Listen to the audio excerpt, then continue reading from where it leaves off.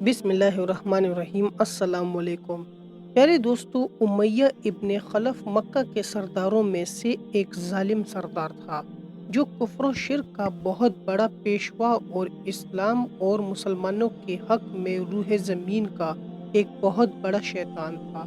ایک دن اس کو پتہ چلا کہ اس کے کسی غلام نے بتوں کو پوجنے سے انکار کر کے کسی اور کو معبود بنا رکھا ہے، تو اس نے غلام کو فوراً بلا کر یہ پوچھا کہ میں نے سنا ہے کہ تم نے کوئی اور معبود بنا لیا ہے، سچ سچ بتاؤ کہ تم کس کی عبادت کرتے ہو؟ غلام نے کہا کہ حضرت محمد صلی اللہ علیہ وآلہ وسلم کے خدا کی۔ امیہ غصے سے لال پیلا ہو گیا اور کہنے لگا کہ محمد صلی اللہ علیہ وآلہ وسلم کے خدا کی پرستش کرنے کا یہ مطلب ہوا کہ تم ہمارے مقدس بتوں کے دشمن بن گئے ہو۔ سیدھی طرح راہ پہ آ جاؤ ورنہ ذلت کے ساتھ مارے جاؤ گے۔ میں یہ ہرگز برداشت نہیں کر سکتا ہوں کہ تم بتوں کی پوجا کرنے والے کے غلام رہ کر محمد صلی اللہ علیہ وآلہ وسلم کے خدا کی پرستش کرو۔ وہ غلام جو توحید کا سچے دل سے شودائی ہو چکا تھا، اس نے بے دڑک امیہ کو جواب دیا کہ میرے جسم پر تو تمہارا زور چل سکتا ہے، لیکن میں اپنا دل اور اپنی جان محمد صلی اللہ علیہ وآلہ وسلم اور اس کے خدا کے پاس رکھ چکا ہوں۔ اب اللہ تعالیٰ کی عبادت ہی میری زندگی کا مقصد ہے، اور تمہاری خود سے بنائے ہوئے بتوں کو پوجنا میرے بس کی بات نہیں ہے۔ یہ جواب سن کر امیہ ابن خلف غیظ و غضب سے دیوانہ ہو گیا۔ ایک غلام نے اسے بے دھڑک جواب دے دیا تھا۔ اس نے کڑک کر کہا کہ اچھا تو پھر اپنی بے دینی کا مزہ چکھ، میں بھی دیکھوں گا کہ محمد صلی اللہ علیہ وآلہ وسلم اور اس کا خدا تجھے کیسے بچاتا ہے۔ امیہ کے تشدد شروع ہو گئے۔ مکہ کی زمین گرمی کی سبب بڑی مشہور تھی۔ امیہ اپنے غلام کو دوپہر کی تپتی دھوپ میں زمین پر لیٹا کر سینے پر بھاری پتھر رکھ دیتا تھا کہ وہ کروٹ نہ لے سکے، پھر کہتا تھا کہ محمد صلی اللہ علیہ وآلہ وسلم کے دین سے باز آ جاؤ، لیکن اس ظلم کے باوجود بھی اس غلام کے منہ سے سوائے آہت آہت کے کچھ نہیں نکلتا تھا۔ امیہ مزید غضبناک ہو کر اذیتیں مزید بڑھاتا جاتا۔ ایک مرتبہ تو امیہ نے ظلم کی انتہا کر دی۔ پورا ایک دن اور پوری ایک رات غلام کو بھوکا پیاسا رکھا اور تپتی ہوئی ریت پر لٹا کر اسے تڑپنے کا تماشا دیکھ رہا تھا، لیکن اس کی یہ کوشش بھی غلام کو حق سے نہ ہٹا سکی۔ آخر تھک کر امیہ نے مکہ کے بدمعاش لڑکوں کو بلایا اور ان سے کہا کہ اس غلام کو اتنی اذیتیں دو کہ یہ محمد صلی اللہ علیہ وآلہ وسلم اور اس کے خدا کا نام لینا بھول جائے۔ یہ لڑکے امیہ کی خوشی حاصل کرنے کے لیے اس بے بس غلام کو بری طرح مارتے پیٹتے تھے۔ جسم کے کپڑے اتروا کر لوہے کی چادریں پہنا کر تپتی دھوپ میں کھڑا کر دیتے تھے، لیکن غلام کی زبان سے آہت آہت کے سوا کچھ نہیں نکلتا تھا۔ پیارے دوستو، اسلام کی راہ میں یہ بے پناہ اذیتیں سہنے والا صحابی کوئی اور نہیں بلکہ حضرت بلال حبشی رضی اللہ عنہ تھے۔ انہی ظلم و ستم کے دوران ایک دن حضرت ابوبکر صدیق رضی اللہ عنہ کا ادھر سے گزر ہوا۔ آپ رضی اللہ عنہ نے امیہ سے فرمایا کہ اے امیہ، اس بے کس اور مظلوم پر اتنے ظلم و ستم نہ کر، اس نے تمہارا کیا بگاڑا ہے؟ وہ خدائے واحد کی عبادت کرتا ہے، اگر تو اس پر احسان کرے تو یہ احسان آخرت میں تیرے کام آئے گا۔ امیہ نے نہایت حقارت سے کہا کہ میں تمہاری اس خیالی آخرت کے دن کو نہیں مانتا، جو میرے دل میں آئے گا میں تو وہی کروں گا۔ حضرت ابوبکر صدیق رضی اللہ عنہ اس جواب پر کافی افسردہ ہوئے، لیکن پھر بھی آپ رضی اللہ عنہ نے اسے سمجھایا کہ اس مظلوم پر ظلم و ستم کے پہاڑ توڑنا تیری شایان شان نہیں ہے، جس پر امیہ نے تنگ آ کر کہا کہ اگر تم اس کے اتنے ہمدرد ہو تو اسے خرید کیوں نہیں لیتے؟ حضرت ابوبکر صدیق رضی اللہ عنہ جھٹ سے تیار ہو گئے۔ خیر حضرت ابوبکر صدیق رضی اللہ عنہ حضرت بلال حبشی رضی اللہ عنہ کو ساتھ لے کر دربار رسالت میں حاضر ہوئے اور سارا ماجرا کہہ سنایا۔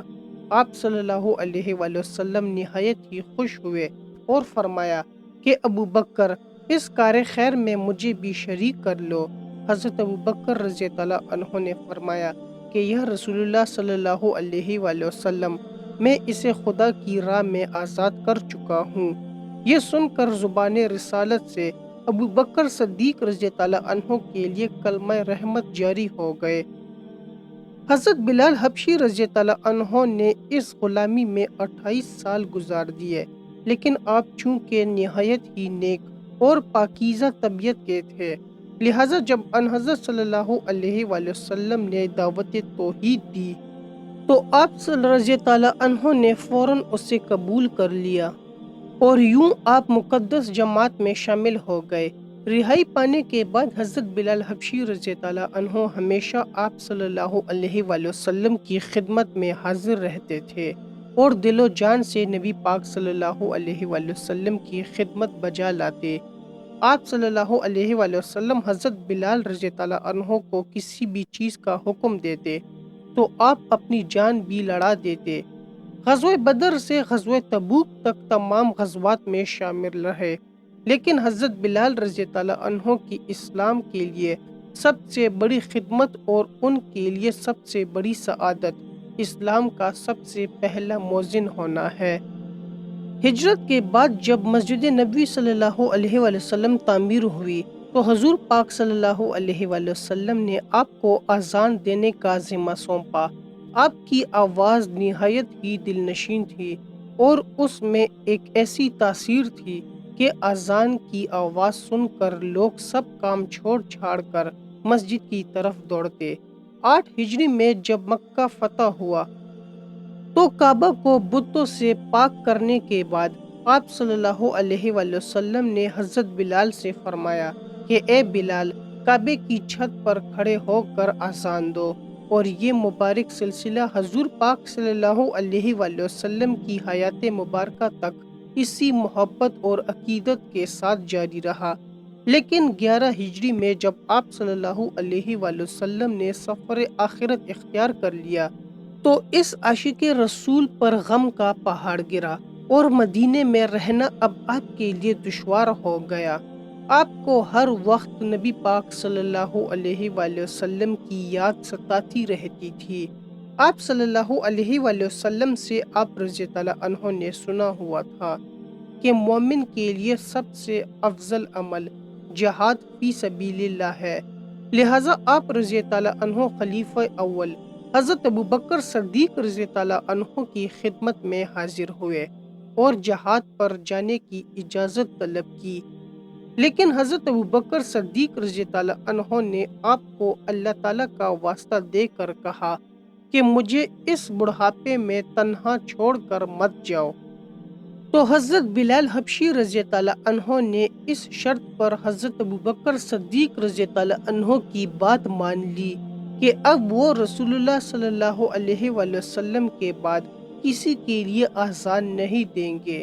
حضرت ابوبکر صدیق رضی اللہ عنہ نے ان کی یہ بات مان لی، لیکن آپ کے دور خلافت کے بعد خلیفہ دوم حضرت عمر فاروق رضی اللہ عنہ کے دور میں بھی جب بیت المقدس کی تفسیر کے لیے شام جانا پڑا تو وہاں عیسائیوں سے صلح نامہ طے پانے کے بعد حضرت عمر فاروق رضی اللہ عنہ نے ایک خطبہ دیا اور حضرت بلال حبشی رضی اللہ عنہ سے درخواست کی کہ آج جب کہ قبلہ اول پر توحید کا پرچم لہرا دیا ہے تو اس باعظمت موقع پر اگر آپ اذان دے تو ہم آپ کے مشکور رہیں گے۔ حضرت بلال حبشی رضی اللہ عنہ نے جوں ہی اذان دینی شروع کی تو صحابہ کرام کو عہد نبوی کی مبارک یاد تازہ ہو گئی اور ان پر رکب داری ہو گئی۔ شام کے معرکے کے بعد حضرت بلال حبشی رضی اللہ عنہ نے شام ہی کے ایک گاؤں میں رہائش اختیار کر لی، کیونکہ مدینہ میں ہر وقت آپ کو آپ صلی اللہ علیہ وآلہ وسلم کی یاد ستاتی رہتی تھی۔ لیکن ایک دن آپ نے خواب میں آپ صلی اللہ علیہ وآلہ وسلم کی زیارت کی۔ آپ صلی اللہ علیہ وآلہ وسلم ان سے فرما رہے تھے کہ اے بلال، کیا ابھی وقت نہیں آیا کہ تم ہماری زیارت کے لیے آؤ؟ اس خواب نے آپ کو بہت تڑپا دیا اور آپ بےتاب ہو کر فوراً مدینہ روانہ ہوئے۔ مدینہ پہنچ کر حضرت بلال رضی اللہ عنہ نے روضہ اقدس پر حاضری دی اور اس درد سے روئے کہ حاضرین بھی اشکبار ہو گئے۔ وہیں حضرت امام حسن اور امام حسین رضی اللہ عنہ بھی موجود تھے۔ نانا کے پیارے نواسوں کو آپ نے اپنے ساتھ چمٹایا اور بے تحاشا چومنے لگے۔ حضرت امام حسن اور حسین رضی اللہ عنہ نے آپ سے اذان فجر کی فرمائش کی، بھلا اس میں رد کرنے کی کہاں گنجائش تھی۔ اگلے دن جب فجر کا وقت ہوا تو آپ نے اذان دینی شروع کی۔ لوگوں کو عہد رسالت کی یاد تازہ ہو گئی اور لوگ اس طرح روتے ہوئے مسجد کی جانب چلنے لگے جیسے کہ نبی پاک صلی اللہ علیہ وآلہ وسلم کا دور واپس آ گیا ہو۔ ایسا دردناک منظر اس کے علاوہ کبھی دیکھنے میں نہیں آیا۔ حضرت بلال حبشی رضی اللہ عنہ نے 60 سال کی عمر میں وفات پائی۔ آپ کا مزار دمشق میں ہے۔ آپ کو دربار رسالت میں خاص مقام حاصل تھا۔ جی تو پیارے دوستو، ہم امید کرتے ہیں کہ آپ کو ہماری آج کی ویڈیو پسند آئی ہوگی۔ اگر آپ کو ہماری ویڈیو پسند آئی ہے تو آپ سے گزارش ہے کہ ہمارے چینل کو لائک اور سبسکرائب کر دے اور بیل کے بٹن کو بھی آن کر دے۔ آپ سے ملاقات ہوگی ایک نئی معلوماتی ویڈیو میں۔ دیکھتے رہیے ہمارے چینل کو۔ آخر میں اللہ تعالیٰ سے دعا ہے کہ اللہ تعالیٰ ہمیں اچھے کام کرنے کی توفیق عطا فرمائے اور ہمارا خاتمہ ایمان پر کرے۔